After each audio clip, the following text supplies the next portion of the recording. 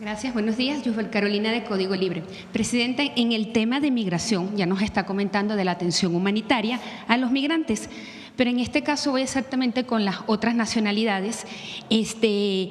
¿Cuál es el detalle de cómo va a ser su traslado voluntario o la inserción aquí en México? Yo sé que todavía es muy pronto, usted está en reuniones, pero la gente que está en la frontera, pues, ¿qué mensaje le da? ¿Qué les dice? ¿Qué tienen que hacer o cómo tienen que esperar mientras ustedes se comunican con los gobernantes de otros países? Es lo que mencionó la secretaria Ariadna. Hay 3 albergues en la frontera que están desde 2019, que pertenecieron a distintas instituciones hasta que lo tomó la Secretaría de Bienestar. Ahí, desde hace tiempo, no de ahora, se reciben personas de otras nacionalidades. Ellos, para poder ser repatriados a su país, pues tienen que hacerlo de manera voluntaria, no puede hacerse evidentemente de manera forzosa.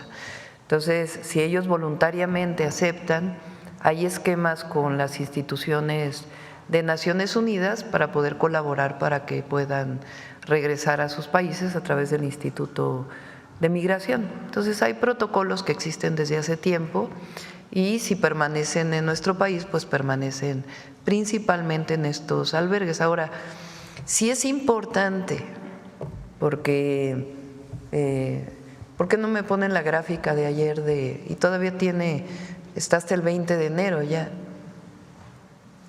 El número de personas que llegan a la frontera norte, que ha disminuido de manera muy importante. Esto es muy relevante, porque es un trabajo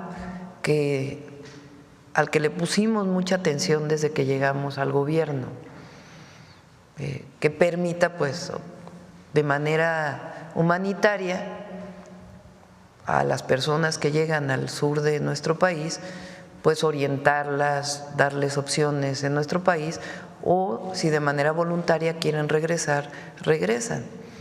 Porque hoy pues no tiene caso que lleguen a la frontera norte, ¿verdad?, dadas las condiciones que ha planteado la nueva administración de Estados Unidos, del presidente Trump. Entonces, pero si llegan a la frontera norte, pues entonces hay una atención humanitaria, porque es una obligación de cualquier gobierno humanitario, que por cierto no tiene nada que ver, porque ayer ya andaban diciendo que si el tercer país y todo, no tiene nada que ver. Para que haya un acuerdo de tercer país tiene que haber una firma del país que es digamos bilateral, y nosotros en este caso lo que estamos diciendo, si hay una persona que está en la frontera norte, pues no, ayer estaba -3, -7 grados en la frontera norte, particularmente en Chihuahua. Entonces, pues, ¿cómo un gobierno va a dejar a una persona a -7 grados a la intemperie? Entonces les ofrece pues obviamente una atención humanitaria, y si de manera voluntaria quieren regresar a sus países, existen mecanismos que existían con la administración Biden en su momento para poder ser repatriados a partir de recursos que se establecían a través de organizaciones internacionales y que las opera por ley el Instituto Nacional de Migración, que fue justo lo que mencionamos ayer. Si hay una persona de otra nacionalidad que se encuentra en la frontera, en la intemperie, en estas condiciones, pues no, por razones humanitarias no se le puede negar la atención. Entonces se les atiende y se les orienta de las distintas opciones que hay, incluida la repatriación voluntaria para ayudarles a regresar. Y los que se encuentran aquí en la Ciudad de México, un permiso que tengan mientras tanto hasta que se haga este proceso, ¿qué les dice también? Igual, es lo mismo. O hay, en algunos estados son los propios gobiernos estatales quienes tienen atención. Entonces, por razones humanitarias, si atiendes una política de nuestro país y se les orienta si quieren regresar a sus países, la manera en que lo pueden hacer a partir de un esquema de colaboración que tenemos con organizaciones internacionales. Eso es parte pues de las pláticas también con el gobierno de Estados Unidos, porque dado que ellos interrumpieron distintos esquemas que ya se tenían de colaboración entre ambos gobiernos, pues necesitamos restablecer esos mecanismos. y a nuestros paisanos y paisanas pues toda la gama de opciones que les estamos dando, incluido el regreso a sus lugares de origen y el empleo que también a través del Consejo Coordinador Empresarial pues hemos desarrollado. Okay. Presidenta, en el tema también, ¿qué les puede aconsejar? Digo, porque es escucharla a usted luego de que Estados Unidos anunciara redadas de migración en lugares previamente protegidos como escuelas, iglesias y hospitales. ¿Su opinión de esto y qué le dice a los migrantes y a los consulados? Pues por supuesto no estamos de acuerdo y para proteger a nuestros connacionales pues están los consulados, que el canciller pues está dedicado prácticamente la mayor parte del tiempo ahora a estar coordinado con los cónsules, y un equipo también para ver el tema de la atención telefónica, todos ellos, para el apoyo legal y en caso de que sean deportados o en caso de que quieran regresar de manera voluntaria, pues este apoyo que les vamos a dar. Y los centros de atención se están instalando en este momento, esperamos que en unos 3, 4 días, en parte por eso va Ariadna y otros secretarios para poder pues tener estos centros de atención lo más pronto posible. Usted dijo fueron menos los deportados. ¿Hay alguna cifra? ¿Cómo podemos ir conociendo estas cifras? Sí hay cifras, en realidad es con un día o 2 más o menos de que tenemos la certeza, pero digamos no hay, en todos estos años ha habido deportaciones, o sea no… si se incrementa por la decisión del presidente Trump, ¿qué hacemos nosotros? Apoyarlos legalmente y recibirlos en México, con el programa México te abraza y poderlos orientar a distintos lugares. Y en caso de que haya una persona que no es mexicana en la frontera, pues también le damos apoyo humanitario. Y en otro tema, ya para terminar, Presidenta, ¿qué información nos puede compartir de la cifra de desaparecidos hoy en día en el país y de los centros de identificación en su momento? Por ejemplo, el Centro Nacional de Identificación Humana ubicado en Morelos se encuentra vacío. ¿Qué cifras hay hasta el momento y qué se habrá para reactivar con recursos el tema de las desapariciones en México? Está trabajando la Comisión de Búsqueda y hacemos una conferencia especial sobre… Para que nos informen las para cifras. que podamos informar. Muchas gracias. Adelante. Gracias, Marco Antonio Olvera, del diario digital Hidalgo News y del canal de México News. Presidenta, la administración pasada del presidente Andrés Manuel López Obrador le expuse varios temas sobre diversos cárteles que obviamente le prestaban servicios al ISSSTE y que prácticamente los dejaron en huesos porque rentaban camillas, rentaban la renta de los laboratorios. Yo quisiera preguntarle ¿cómo va la salud financiera del ISSSTE hasta este momento con 100 días de su gobierno? ¿Cómo va el tema de la salud financiera del ISSSTE y cuándo podríamos ver pues una estabilidad en ese sentido?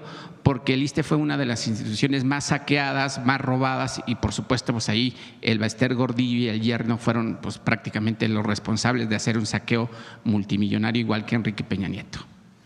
Bueno, en efecto, en la administración pasada con el presidente Andrés Manuel López Obrador se tomaron varias medidas para empezar a rescatar al ISSSTE.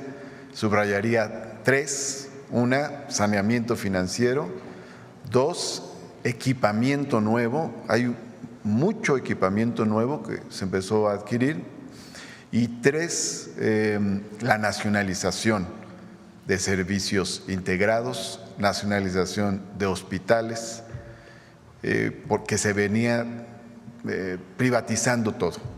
De hecho, como dijimos la vez pasada, pues casi convertían al ISSSTE en una franquicia, ¿no? Afuera estaban las letras que decían ISSSTE y adentro era una empresa privada que veía hemodinamia, otra empresa privada anestesia, otra empresa privada hemodiálisis, otra empresa privada osteosíntesis y así.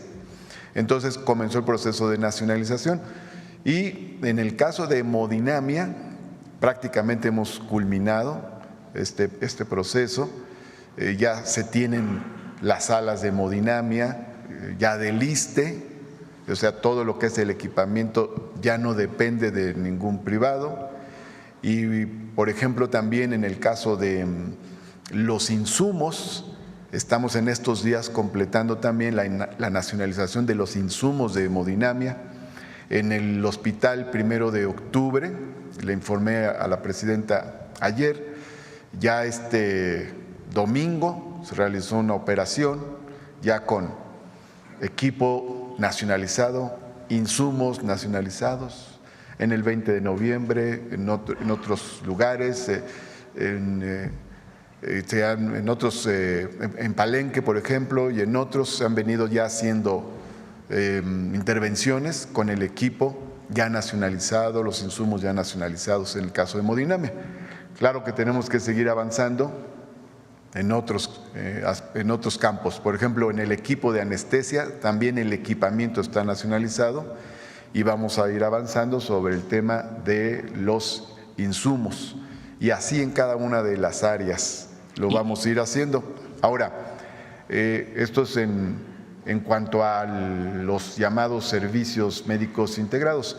Ahora, en cuanto a la nacionalización de los hospitales, se culminó la nacionalización el 27 de diciembre del Hospital de Villahermosa y el 1 de enero el de Tepic y el de Mérida.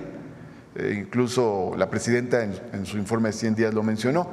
Eso quiere decir que ya estos hospitales que eran manejados por privados ya están siendo dirigidos plenamente por el ISSSTE, ya fueron nacionalizados, ya son del ISSSTE y también esa es una noticia importante. Ahora, luego hay otros aspectos también donde vamos a avanzar. Por ejemplo, vamos a ahorrar recursos en una serie de servicios. Ahora acabamos de terminar hace ya un par de semanas más o menos, o tal vez unas 3 semanas, lo de los servicios de seguridad. Calculamos, nuestra área administrativa nos dice que ya con las licitaciones que se hicieron podemos ahorrar ahí como 180 millones de pesos, por ejemplo. Y en otros casos de otros servicios vamos también a avanzar en ahorros para el ISSSTE. Y ya ustedes vieron que comentamos el otro día lo de las pensiones millonarias y comentamos también lo de que fundaciones privadas no estén lucrando con espacios que son del ISSSTE. Entonces estamos trabajando en todos los terrenos en un saneamiento del ISSSTE. Y se llevará 1 año o 2 años en estabilizar al ISSSTE, porque las pensiones obviamente son un talón de Aquiles para la propia institución. Pero ¿cuánto tiempo se llevará para estabilizarlo financieramente, digamos, y también que los trabajadores del Estado, quienes reciben la atención médica en esa institución, puedan acceder a todos los tratamientos que sobresalen, por supuesto, los temas de enfermedades cardíacas, obesidad, diabetes y todos los que conlleva ese tema de la obesidad? Son tiempos diferentes de cada caso. Pero de todas maneras estamos poniendo manos a la obra inmediatamente sobre las orientaciones que nos dio la presidenta. Aquí comentamos esto de la clínica es nuestra. La presidenta nos dijo en una de las reuniones de salud, pues vamos a apoyar al ISSSTE también con la clínica es nuestra. E inmediatamente hicimos la relación interinstitucional al respecto y así en todos los campos estamos avanzando. Ok, gracias. Con permiso, presidenta. Es importante, lo mencionó Martí hace una semana y aquí lo mencionamos hace unos días. Este año, ya en estos días enviamos la nueva ley del ISSSTE, una modificación, una reforma a la ley del ISSSTE. Tiene varias virtudes esta reforma. La primera tiene que ver con los créditos del FOBISSSTE, que lo anunció Martí y ahora, una vez que se apruebe la ley, lo vamos a poder hacer, que es a ver, ¿por qué no lo explicas? Vamos a descontar, a quitar deudas. Es una de las demandas más grandes que recibí en campaña, que hizo una parte del presidente López Obrador, pero no tan profunda como se requiere. Hay muchas gentes que tienen créditos de FOBISSSTE, ya pagaron el doble en términos reales de su vivienda y siguen debiendo. Entonces, hay una reforma muy importante para ayudar a todos los trabajadores que tienen créditos de FOBISSSTE. Y ahora les platico la otra parte. Adelante, Martín. Complemento esta información del estudio inicial realizado en el caso del FOBISTE. Podemos avisorar que se puede ayudar a los acreditados del FOBISTE en varios campos. Uno es facilitarles que culminen la liquidación de sus créditos, porque luego hay trámites excesivos, se les vuelve a pedir toda la documentación cuando ya son acreditados. Hay otro punto muy importante que es la condonación. Entonces tenemos a miles de acreditados que ya pagaron 2 veces, 2.5, 3 veces el crédito que se les dio y sin embargo siguen teniendo deuda ahí se va a condonar, es decir, se va a cancelar esa deuda. Pero hay otro tipo de ayudas, las quitas, en el caso de deudas que son muy grandes, para poder bajarla y que se les facilite el pago, los congelamientos de intereses y de los pagos mensuales, de tal forma que sobre todo en el caso de pensionados, pues se les facilite que puedan pagar realmente los créditos. Entonces ahí tenemos este tipo de facilidades y calculamos que son unos 400,000 acreditados que van a recibir estos beneficios. Hay algunos que dejaron de ser derechohabientes porque ya no son trabajadores del Estado, pero siguen siendo acreditados porque tuvieron un crédito en su momento del FOBISTE, después se fueron a trabajar al sector privado o al autoempleo.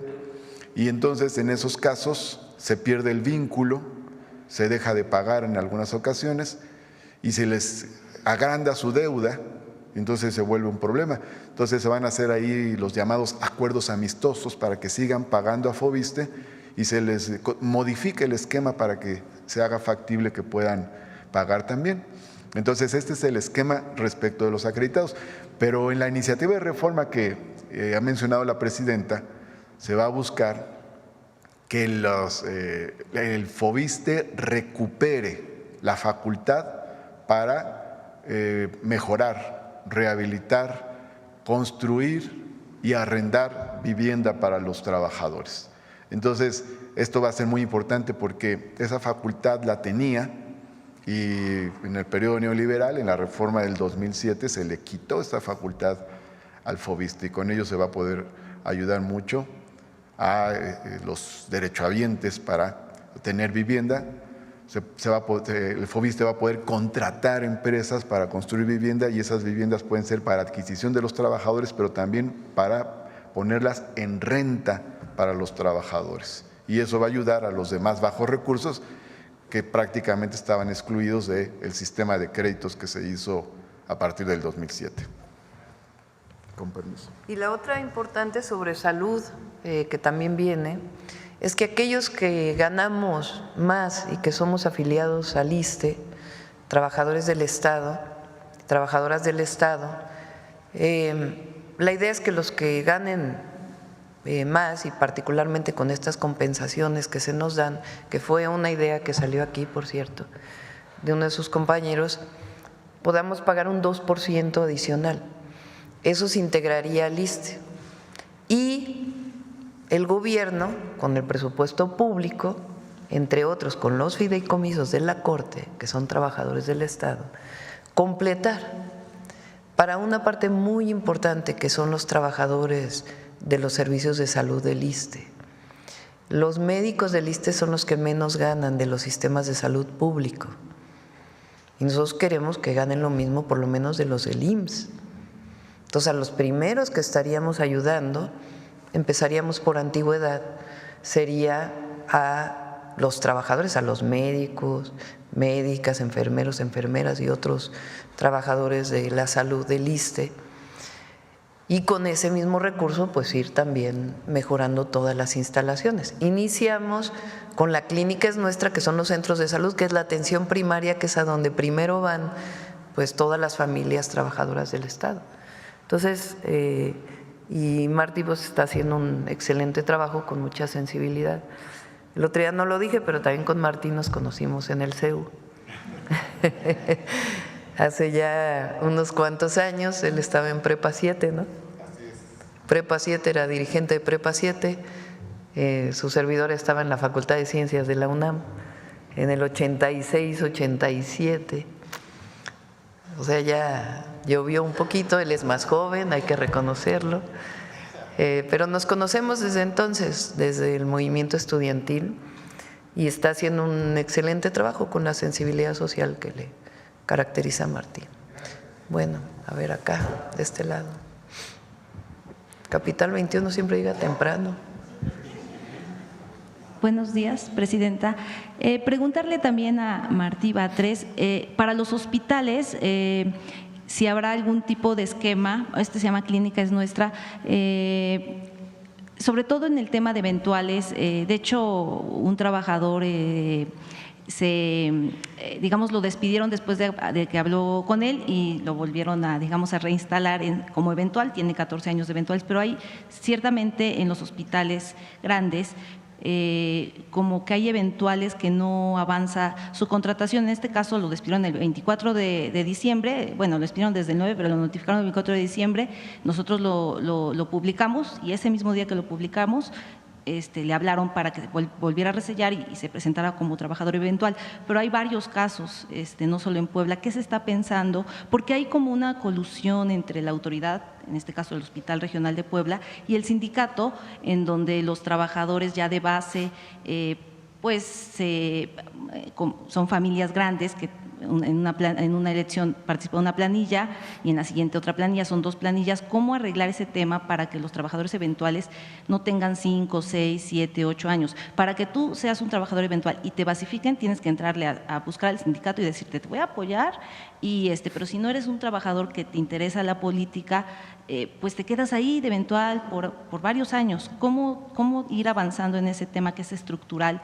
Si se está pensando, también ahí el Hospital Regional de Puebla tiene el tema de que son 2 bolsas, la de, digamos, la foránea y la del Hospital Regional. Entonces, cuando, digamos, quieren basificar a una persona, dicen, vete al foráneo, y luego, en cuanto hay una vacante en el Hospital Regional de Puebla, te vienes al Hospital Regional de Puebla. Pero el chiste es que los eventuales que no le entran como a esta parte de la corrupción se quedan muchos años. Bueno, para empezar diría que sobre el trabajador, un trabajador me abordó cuando fui al Hospital Regional de Puebla y después lo habían corrido. Luego cuando nos enteramos le dimos la instrucción de que lo reincorporaran inmediatamente, que no se le afectara al trabajador, porque es que se acercó conmigo para plantear algunos problemas y dimos la instrucción de que no se le debería de sacar y ya lo reincorporaron y está trabajando. Ahora, como parte de este deterioro que hubo en el periodo neoliberal, pues también toda la parte laboral quedó muy afectada y vamos a ir por fases. Como comentó la presidenta, junto con la reforma sobre el FOVISSSTE vivienda, en la iniciativa que va a enviar la presidenta, viene también un tema de fortalecimiento del financiamiento, que vimos aquí el otro día, es el punto 25 de los 25 puntos para la transformación del ISSSTE. Y la idea es que estos recursos nuevos, que explicó la presidenta, van a venir en su gran mayoría de aportaciones del Estado y en otra parte de un pago de los seguros de salud que ya existen de los altos servidores públicos. Esto se va a destinar a lo laboral, va a ser para, sobre todo, mejorar los salarios, homologar los salarios de personal médico del ISSSTE con el IMSS, porque ganan menos los del ISSSTE que los del IMSS, entonces se van a emparejar, se van a homologar, sobre todo personal médico en este caso. Pero vamos a ir viendo otros campos donde también hace falta ayudar. Vamos a lo largo de todo este periodo del sexenio, como dijimos, gradualmente, pero progresivamente, o sea, ir avanzando para apoyar a los trabajadores. Sobre todo esta colusión que hay entre la autoridad, porque usted fue muy claro con la administradora de que no hubiera represalias a este grupo de trabajadores y realmente pues… No debe haberlas y todo nuestro respeto a los trabajadores, todos contribuyen a la institución. Y nada más quería comentar que en efecto conocí a la doctora Claudia Sheinbaum, ya hizo las cuentas, son un poquito más de 30 años, pero siempre ha sido una mujer de principios y con una gran firmeza. Prácticamente hemos estado en las mismas luchas, en el CEU, luego con el ingeniero Cuauhtémoc Cárdenas, luego en el gobierno de la ciudad con el licenciado Andrés Manuel López Obrador, en la formación de Morena, y ahora para mí es un honor estar aquí con la doctora Claudia Sheinbaum, que nos representa como nación con una gran dignidad. No quería dejar de comentarlo también.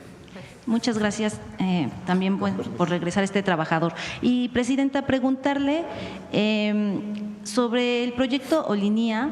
Un grupo de pueblos indígenas me pidieron que, digamos, su equipo revisara la pronunciación. Ellos afirman que la pronunciación es Olinía. ¿Olinía? Ajá, Olinía. Bueno, no sería Olinía, sino Olinía. Sería cosa de que ustedes revisaran con universidades expertas en lenguas maternas. Y se entiende que se instalaría en San José, Chiapa, Puebla. Yo quisiera saber, se entiende que es un proyecto de inversión mixta. Van a haber proveedoras, de hecho ya en Puebla se están organizando las proveedoras para ver qué autoparte puede entregar cada una. Pero mi pregunta es, ¿quién ensamble será una empresa del Estado? Los trabajadores serán del Estado. ¿Se tiene una perspectiva de cuántos empleos se podrían generar con este proyecto? ¿Qué se tiene al respecto? En este momento estamos en la etapa de diseño. Justo ayer me reuní con los compañeros de la Secretaría de Ciencia. Estamos trabajando, lo vamos a presentar de esta a la otra semana aquí en la mañanera, el plan de semiconductores, que ya está listo también para el diseño y producción de semiconductores, que lo vamos a presentar aquí con distintas instituciones de educación pública, de educación superior y de investigación. Y en el caso de Olinía vamos a revisar con los hablantes náhuatl, como se dice. En ese caso estamos en el periodo de diseño. Ya la parte de producción del vehículo, estamos justo también en el análisis de si es todo una empresa pública o hay una parte de empresa mixta. Entonces hay las dos opciones y en este momento estamos en el periodo de diseño. Y por último, Presidenta, en Puebla hay un proyecto, apenas pues en enero, la directiva del IMSS, encabezada por Zoé Robledo, hacen un autoanálisis. Ellos dicen que van a hacer de autocrítico, porque pues hay retos, sobre todo el tema todavía de las consultas, en estas instituciones de salud o de las cirugías que tardan, revisaron los proyectos prioritarios. En Puebla está el de San Alejandro, el hospital que se cayó con el temblor de 2017. ¿Tendría fecha de cuándo se podría estar inaugurando este hospital de San Alejandro, que es muy importante porque ahorita pues muchos pacientes son atendidos? Se adelantó Zoé, mira, ya me mandó el recado. En julio. Se ve que le mandamos saludos a Zoé porque se ve que está oyendo la mañanera. Muchas gracias. En julio entonces, gracias. Sí. Bueno, a ver, vamos a ver una más. Aquí adelante y luego Hans y ya acabamos. Muy buenos días, Presidenta. José Manuel Fuentes, de Capital 21, corazón de la capital. Preguntarle sobre el tema de la clínica Es Nuestra. ¿Cómo se van a integrar, a entregar los fondos? Si van a ser como la escuela Es Nuestra, ¿cuál va a ser la cantidad para las clínicas? Ariadna, ¿quieres comentar? ¿Cómo se...? Gracias. El comité lo va a presidir un integrante de la comunidad y la tesorera necesariamente tiene que ser una mujer. La cuenta bancaria se tramita a nombre de ambos, lo ejerce la tesorera como titular de la cuenta y mancomunada con el presidente, y se gestionan las cuentas y las tarjetas con el Banco del Bienestar. Una vez que se entregan las tarjetas, se pasa a hacer la dispersión de los recursos y ellos podrán utilizar los recursos retirando en la ventanilla del Banco del Bienestar, retirando en cajero o usando la tarjeta para pagar con terminal punto de venta, como cualquier tarjeta bancaria. De tal manera que a ellos se les hacen mínimo 2 ministraciones. La primera, para que inicien los trabajos, y casi inmediato la segunda. Tiene que ver para los recursos para que tengan rápido las compras y puedan cumplir en los tiempos. El año pasado se hizo esta intervención en 11.800 clínicas en 6 meses. Entonces es un modelo de trabajo que también agilizará las intervenciones, y ese es el mecanismo. Y los montos son variados dependiendo el número de consultorios de las clínicas. Aquí Alex Esbarz nos puede dar los datos con precisión. Muchas gracias. Ya dije yo, perdón. Sí, como comentaba la secretaria, los montos son en relación al número de consultorios presentes en cada una de las clínicas. Para los más pequeños, que son de un solo consultorio, reciben aproximadamente 350,000 pesos, y para los más grandes, que son los que llamamos CESAS, que son centros de salud que tienen de 5 a 6 consultorios, reciben aproximadamente 1.100.000 pesos. Muchas gracias. Como segunda pregunta, Presidenta, quiero saber cuál es su opinión de que después de que usted pues ha estado hablando de una iniciativa para prohibir la siembra de maíz transgénico, la jefa de gobierno el fin de semana firmó, la jefa de gobierno Clara Brugada firmó un decreto pues para prohibir también la siembra de maíz transgénico en la Ciudad de México, y también habló de una estrategia para declarar a la ciudad libre de maíz transgénico y también para fomentar pues el maíz nativo. ¿Cuál es su opinión, Presidenta? Me parece muy bien que haya, Clara, digamos, reafirma algo que venía de tiempo. Cuando fui secretaria de Medio Ambiente en el año 2001 de la Ciudad de México, hicimos un decreto similar. Después, como jefa de gobierno, lo reafirmamos y me da mucho gusto que lo reafirme ahora Clara. Hay una parte muy importante que se ha hecho en la ciudad. Fíjense, lo hicimos con la doctora Álvarez Bulla, que fue directora de CONACYT, y otro equipo muy importante. Ella se ha dedicado desde hace tiempo al tema de los transgénicos. Se hicieron 2 cosas en la ciudad que Clara las va a continuar con Julia Álvarez y Casa, que es la secretaria de Medio Ambiente, y les va a dar pues mayor fuerza. Uno es la investigación de si hay contaminación por maíz transgénico, que no son investigaciones sencillas, requieren pues un trabajo muy especializado porque son investigaciones genéticas. Y la otra muy importante son los bancos de germoplasma, se llama. Quiere decir que guardas las distintas variedades de maíz nativo que hay en la ciudad para evitar que haya una extinción de este maíz que pudiera llegar a ocurrir si no se fomenta. Y además, pues el apoyo a los productores para seguir sembrando maíz. Entonces, incluso cuando yo llegué a ser secretaria de Medio Ambiente desde el 98, cuando estuvo el ingeniero Cárdenas, en el programa de ordenamiento ecológico ya venía el tema de la protección. O sea, en la ciudad hay una historia muy importante de defensa del maíz nativo y me da muchísimo gusto que Clara lo recupere. Por último, le agradezco la respuesta, Presidenta. También preguntarle… Por cierto, ya está lista la iniciativa, yo creo que la enviamos el día de mañana. Es muy sencilla y es la prohibición de la siembra de maíz transgénico en el país para que sea llevada a la Constitución.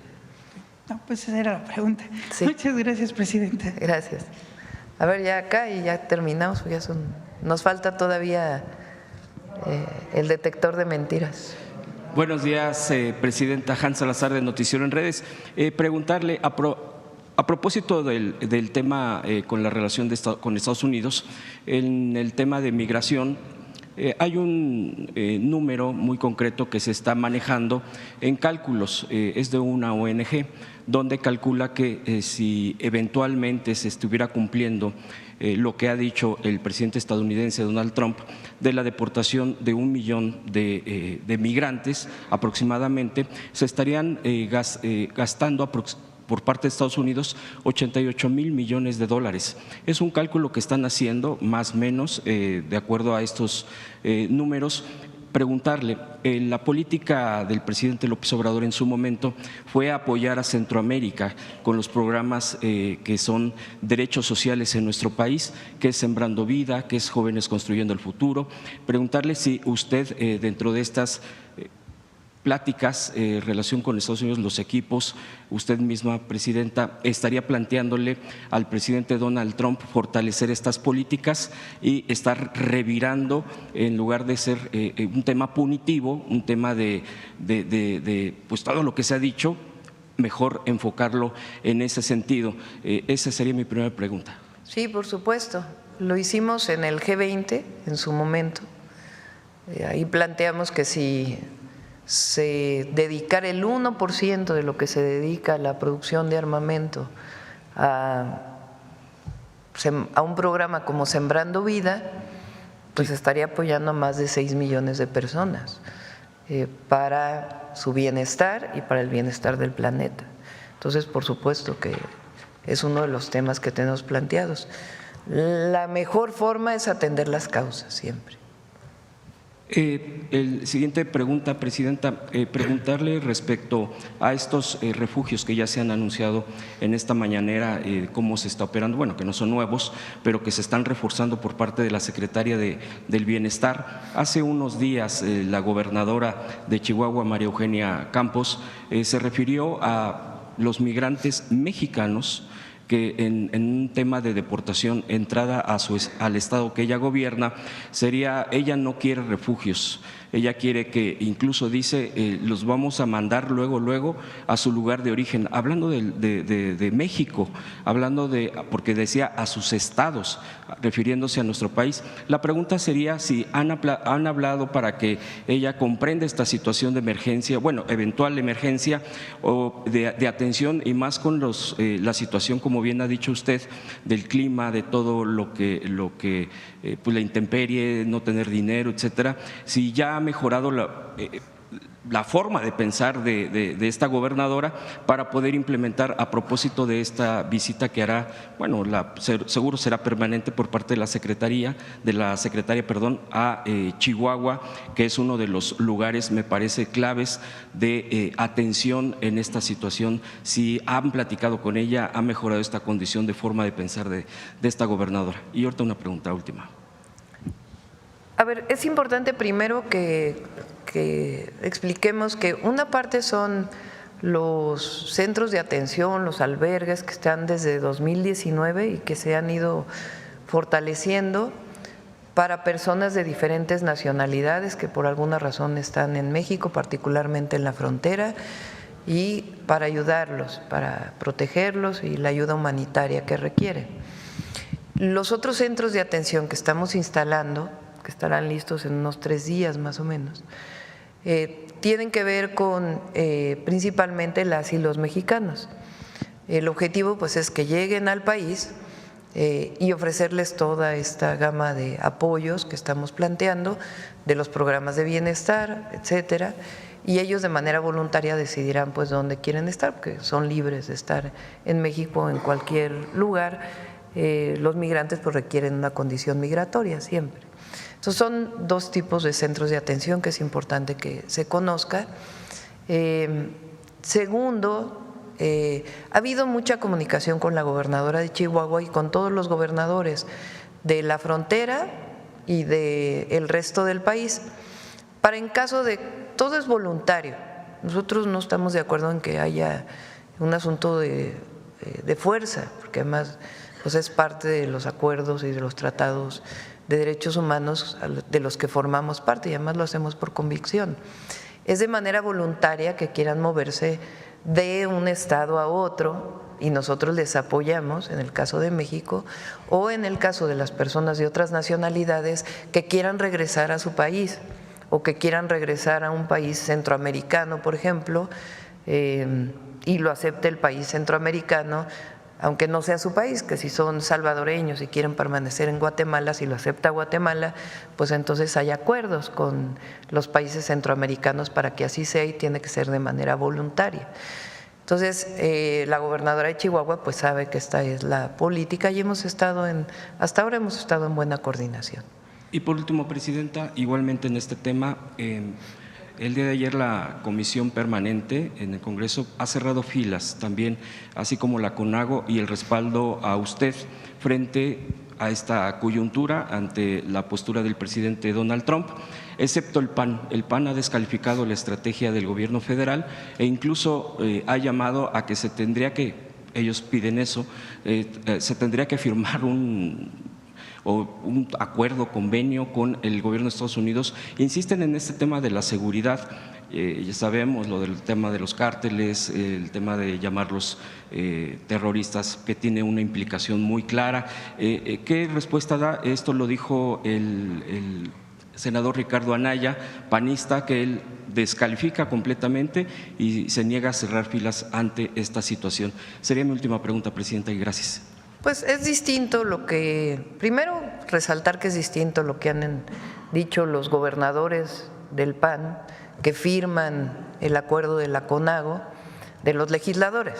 Entonces eso es importante. Y segundo, si quieren lo dejamos para mañana, porque hay que dejar cosas para un día y otras para otro día. Ellos siempre han tenido una relación de entreguismo. Muchos de ellos, no todos. Y si quieren mañana platicamos de eso, para dejarlo para mañana.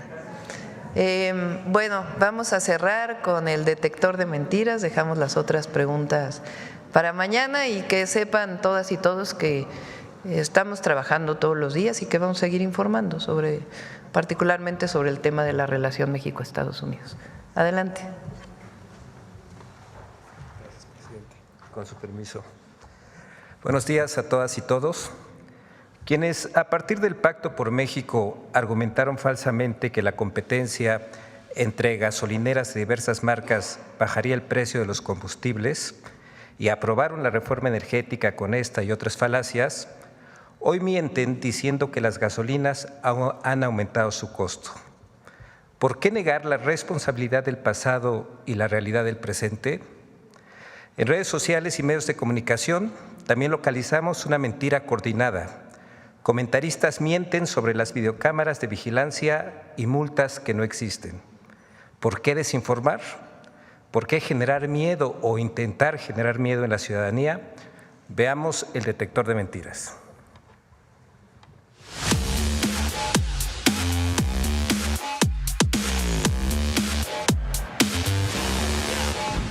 Supuestas multas millonarias por instalar cámaras en domicilios particulares, penas administrativas contra funcionarios de casilla de la elección judicial 2025 y falsos aumentos de los precios de las gasolinas fueron algunas de las noticias falsas que el detector de mentiras localizó esta semana. 1. El precio de la gasolina va en aumento. ¡Mentira! El precio de la gasolina regular en términos reales disminuyó un 0.4% en los primeros 3 meses del gobierno de la presidenta Claudia Sheinbaum. Además, la Procuraduría Federal del Consumidor anunció que colgará lonas en establecimientos con precios elevados de los combustibles con la leyenda "se vuelan la barda". 2. Multas millonarias por instalar cámaras de seguridad en casas. ¿Sabías que te puedes meter en un problema hasta legal por las cámaras de seguridad que tienes en tu negocio o en tu casa? ¿Te pueden multar por tener cámaras de vigilancia en tu casa? La respuesta es sí. No puedes apuntar la cámara a la calle o a la casa de los vecinos, por ejemplo, porque eso es violar la privacidad. ¡Mentira! La Ley Federal de Protección de Datos Personales en posesión de los particulares aplica únicamente para personas físicas o morales de carácter privado que lleven a cabo el tratamiento de datos personales, exceptuando a las personas que lleven a cabo la recolección y almacenamiento de datos personales, que sea para uso exclusivamente personal y sin fines de divulgación o utilización comercial. 3. Los ciudadanos que participarán como funcionarios de casilla en la elección judicial de 2025 incurrirán en faltas administrativas y penales. ¡Mentira! La consejera presidenta del Instituto Nacional Electoral, Guadalupe Tadei, aclaró que es falso que se sancionará a las ciudadanas y ciudadanos que participen como funcionarios de casilla en el proceso electoral y aseguró que quienes participen no correrán riesgo alguno. 4. La presidenta Claudia Sheinbaum admitió que se compraron votos. ¡Mentira! El video que circula en redes sociales, en donde la presidenta Claudia Sheinbaum supuestamente afirma que se compraron votos en la elección de 2024, fue creado con inteligencia artificial. El video original corresponde a un mensaje de la presidenta sobre la aprobación del proyecto de presupuesto de 2025. 5. Médicos arrastran a una persona infectada con metaneumovirus humano en 2025. ¡Mentira! El video que circula en redes sociales corresponde a 2022 y no tiene relación con el aumento estacional de casos de metaneumovirus humanos en China.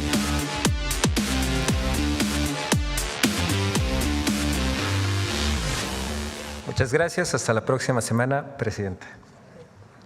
Muchas gracias. Buenos días. Buenos días a todos.